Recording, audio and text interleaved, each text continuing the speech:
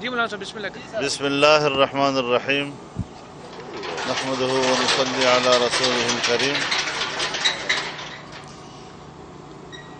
Doctor Abdul Qadeer Khan مرحوم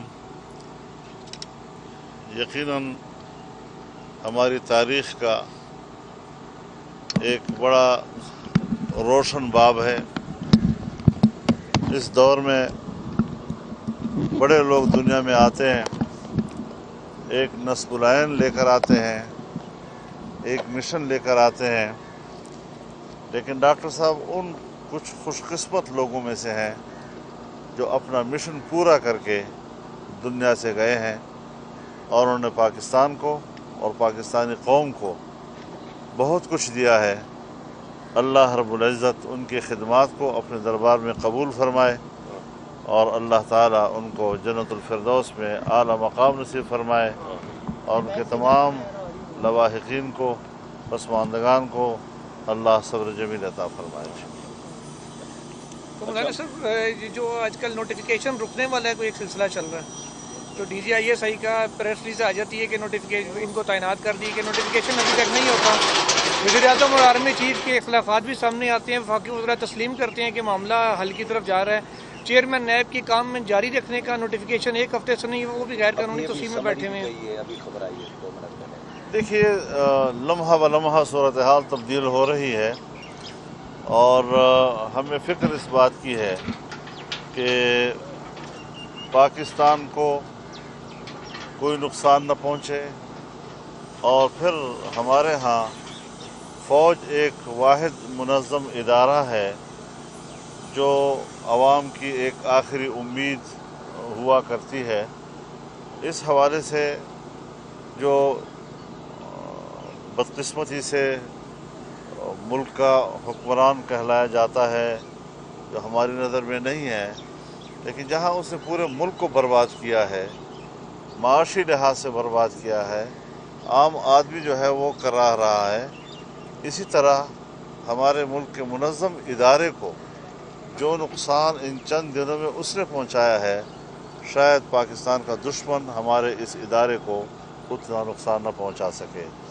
خدا کرے صورتحال بہتر ہو جائے اور بہتری کی طرف ہمارا ملک جائے، لیکن میں سمجھتا ہوں کہ ہر ادارے کو اب یہ بات تسلیم کر لینی چاہیے کہ یہ حکمران یہ پاکستان کو ڈبونے کے لیے آئے ہیں، پاکستان کو ترقی دینے کے لیے نہیں آئے. مولانا صاحب D G I S I کا عہدہ جو ہے وہ ہمیشہ دو کشتیوں میں سوار ہوتا ہے. بطور D G I S I وزیر اعظم کا اختیار ہوتا ہے کہ تعینات کریں، بطور لیفٹیننٹ جنرل آرمی چیف کا اختیار ہوتا ہے کہ وہ ٹرانسفر کریں. تو ہونا کیا چاہیے کسی ایک کو؟ تو مطلب اگر 3 نام بھیجے جائیں گے تو یہ ہمیشہ کے لیے یہ ایک مثال قائم ہو جائے گی کہ ہمیشہ 3 نام بھیجوائے جائیں گے. دیکھیے مسئلہ D G I S I کا نہیں ہے، مسئلہ ایک لیفٹیننٹ جنرل کا بطور D G I S I کا، لیفٹیننٹ جنرل کا.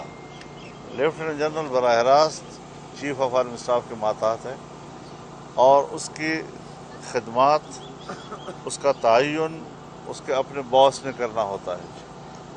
یہاں پر چونکہ آئی ایس آئی کے حوالے سے کوئی ایکٹ موجود نہیں ہے، اور ایک ایگزیکٹو آرڈر کے تحت بعض دفعہ ہم اس کو کہتے ہیں کہ یہ اختیارات حسن کی حد تک ہے. یہ اختیار اس حد تک نہیں کہ اس پہ ڈٹ جائے کوئی اور کہے کہ میں دستخط نہیں کروں گا، میں سمری پہ دستخط نہیں کرتا، میں نوٹیفیکیشن جاری نہیں کرتا. جس طرح صدارتی طرز حکومت میں فیصلے پارلیمنٹ کرتی ہے، ایگزیکٹو چیف جو ہے وہ پرائم منسٹر ہوا کرتا ہے، لیکن حسن کے لیے فائل پریزیڈنسی میں بھی جاتا ہے، اور پریزیڈنٹ کے بھی اس پہ دستخط آ جاتے ہیں. تو وہ چیزیں معروف ہوتی ہیں، انڈرسٹوڈ ہوتی ہیں.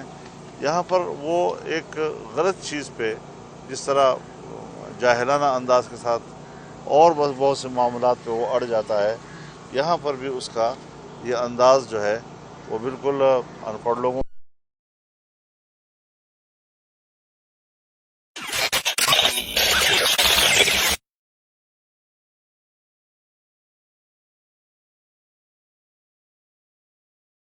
فوج کے جو دائرہ کار ہے اس میں اس حد تک प्राइम मिनिस्टर को चला जाना कि वो मुल्की निज़ाम ही जाम हो जाए और कमांड का मसला होता है। अब जो शख्स पब्लिक को उनके अपने महकमे को पता चल गया कि मेरा बॉस जो है वो यहाँ से चला गया है या जाने को है, तो उसका कमांड कमज़ोर हो जाता है। तो जहाँ पर वो है वहाँ पर भी उसके कमांड का ख़त्म हो जाता है। जहाँ उसने जाना है वहाँ उसने अभी कमांड नहीं लिया, तो इस तरह पूरा इदारा जो है उसका कमांड जो है वो मुतासर हो जाता है। तो ये हशर किया है हमारे जो यूनिटी ऑफ कमांड का ज़िम्मेदार कहलाता है कि कमांड का बेड़ा ही गर्क कर दिया उन्होंने। मौलाना साहब, आप हमेशा से ये मुतालबा करते हैं दोबारा अब हम उसी जगह पे आके खड़े हो गए हैं जहाँ पे आज से 22 साल पहले थे। ऐसा ही एक इक़दाम मियां नवाज शरीफ ने भी उठाया था, उसके बाद सूरत-ए-हाल का क्या हुई? आप क्या कुछ ऐसा खतरा तो नहीं देख रहे, कोई ऐसी सूरत-ए-हाल तो नहीं बन रही? देखिए, सब चीज़ें हम समझते हैं कि मुशावरत के साथ चलती हैं और एक मुस्तकिल मौक़िफ़ हमारा है, मुस्तकिल मौक़िफ़ कि आइन ने जिसका जो दायरे इख्तियार मुतय्यन किया है उसी दायरे इख्तियार के अंदर रहते हुए अपना किरदार जब हम अदा करेंगे तो कोई मुश्किल पेश नहीं आएगी। अगर मुश्किलात पेश आई हैं तो इसी वजह से आई हैं कि पार्लियामेंट के इख्तियार में किसी और ने मुदाखलत की है, फ़ौज के इख्तियार में किसी और ने मुदाखलत कर दी है, तो इससे मुश्किलात तो आती हैं। हमें इस मुश्किल से बड़े अक्लमंदी के साथ निकलना होगा, लेकिन अक्लमंद लोगों का तकाजा ये है कि जिस किस्म के लोग कौम पर मुसल्लत किए गए हैं उनसे हर वक्त जान खलासी की ज़रूरत है, कौम को आज़ाद कर देना चाहिए। मौलाना साहब, आपका हमेशा से मुतालबा था कि इस्टेब्लिशमेंट जो है वो साथ छोड़ दे हुकूमत का। अब आपको लगता है कि आपका मुतालबा तस्लीम हो गया या तस्लीम होने की तरफ जा रहा है? तकवीनी तौर पर शायद उधर ही चला जाए। मौलाना साहब ये बताएं ये